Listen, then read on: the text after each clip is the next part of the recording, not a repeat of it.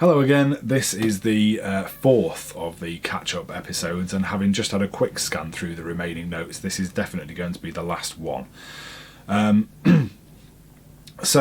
After considering the Indian affiliate marketing market briefly, I went back to the podcast setup and realised that if I'm going to direct listeners to a site, this is getting back to the thing I mentioned near the end of the last video, that I realised it was time to make a definitive decision about where I was actually going to be directing viewers and listeners to.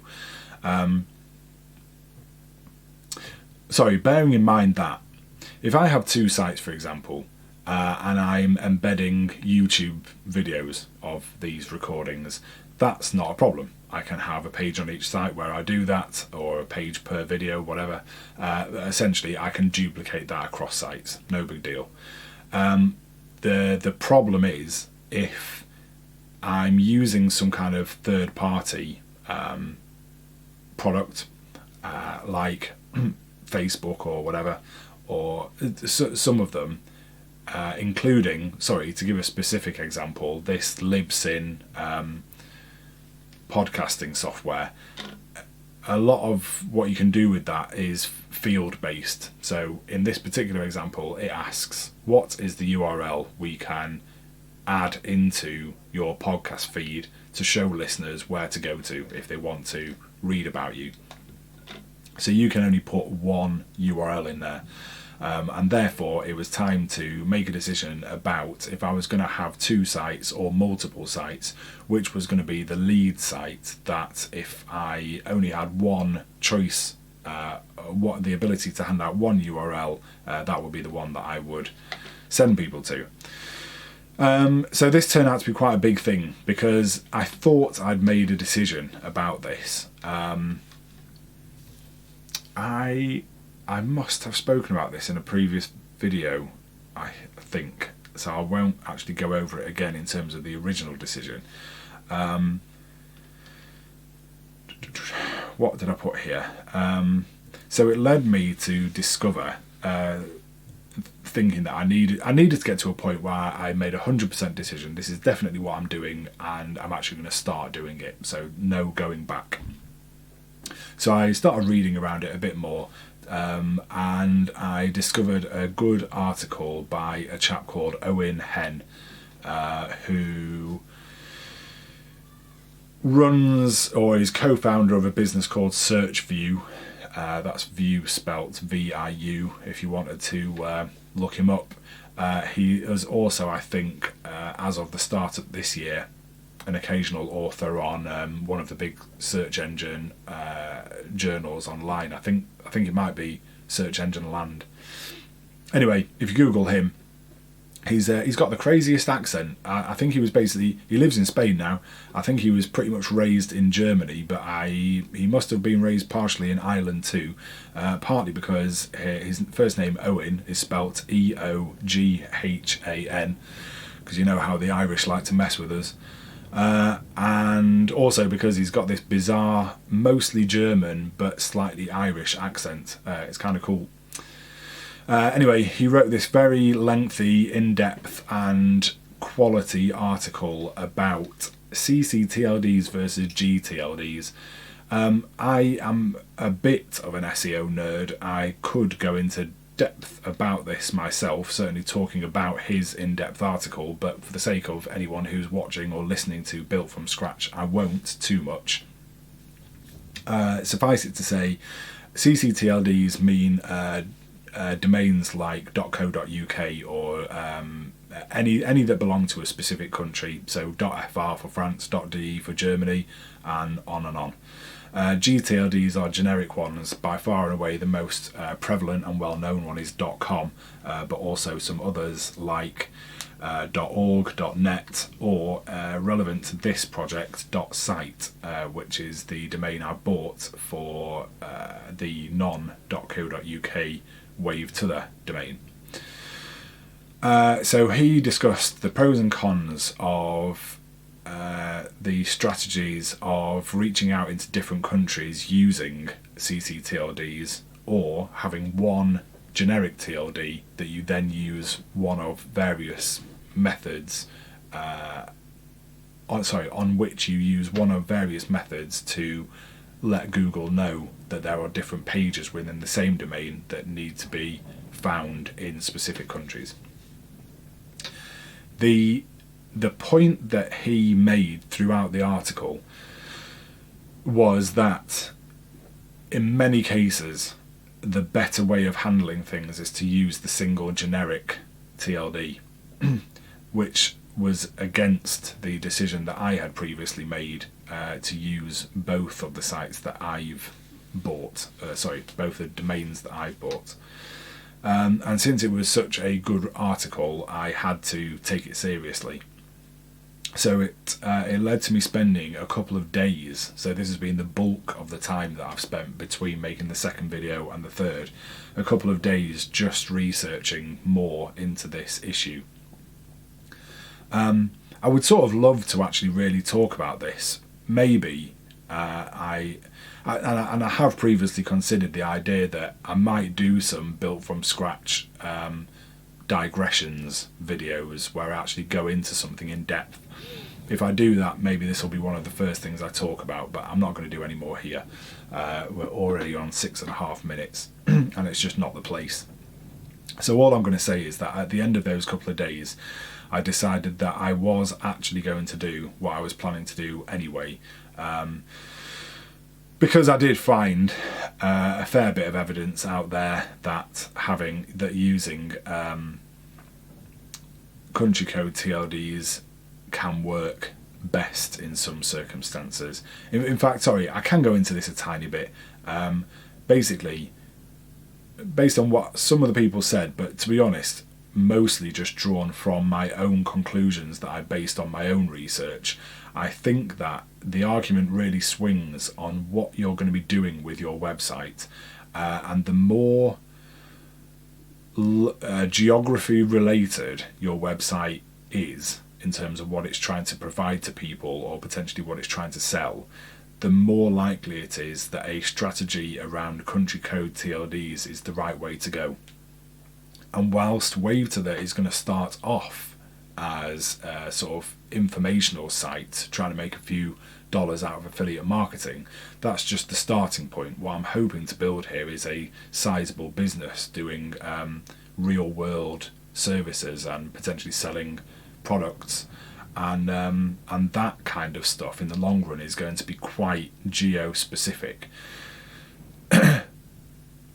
And sorry, I said I wasn't going to go into this too much.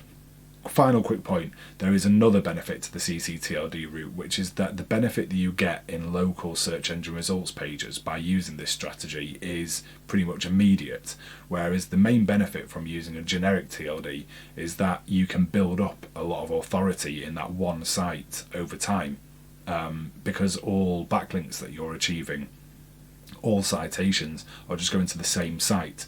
But the important part of that sentence is over time. If your strategy is to use a gTLD, it's going to take quite a while before you see any benefit from that strategy, because you've got to build up the authority of that site. Oh my god, that was probably too much. So I am going to use the .co.uk and the .site. A lot of the content is going to be duplicated over the two of them, and Google should not have a problem with that, because I'm going to do a thorough job of using canonicalization and hreflang tags and the other bits and pieces that you need to do to make sure that they know where to serve up those pages, so they're not fighting against each other in the same SERPs. And that's the strategy. So that is 100% locked in now. That is what I'm going to do, and fingers crossed it will work. Okay, so that was 2 whole days of research just to get to that point. But at least I do understand the situation better now, which means that it might help me do it better. Specifically, the whole thing about the technical SEO you have to do to explain to Google how you're meant to be organising these things. I now know a lot more about that, and to be honest, had I not done that couple of days research, I'm not sure that I would have actually recognised the need to do half of that stuff, and it could have been disastrous. So, you know, maybe it was for the best. Okay, 10 minutes. I am going to really try and wrap this up before the 15-minute mark, and then I'll be up to date with these videos. So I got back to the publishing, the steps of publishing and this media. I added destinations to Libsyn, so that's the term they use to describe the places that they are going to syndicate your podcast out to. That means, importantly, iTunes, increasingly importantly, Spotify. At the time of making this video, it's still fairly new news that Joe Rogan, the most successful podcaster in the world at the moment, I believe, well, yeah, I think so, by some distance, has signed up to license his content exclusively to Spotify for a while. I don't know how long, but he's got paid, apparently, somewhere between $1 and $200 million to sign this license with Spotify, which is incredible. I don't know what his listening figures are. I have to say I've listened to him one time myself and I didn't really like it. I thought the content was a bit banal, really. He gets lots of interesting people on there, but doesn't really go into things in any kind of interesting depth. Sorry, I hesitated there because I just realised the horrific irony of describing someone else's content as banal. Anyway, whatever. So on Podcast Addict, which is the podcast listener app that I use, he's shown as having 1.7 million subscribers, which is an awful lot more than anyone else, and it's a lot of people. And maybe that means he's actually got a few million, because maybe that's just the Podcast Addict subscribers. But it still blew my mind a little bit that you could get paid, whatever that is, a 9-figure payout for just bringing a podcast to a particular platform. But there you go. Well done, Joe Rogan. So I added those destinations. That was a bit of a process, another sort of boring thing like adding all the social media, but again, it's done now. So apart from maybe once a year I'll have a quick check through to see if they've added any new services, and apart from that, that's pretty much done. Flipping out. Time to stop talking for the day, I think. The final step of the media dissemination process was setting up social media sharing.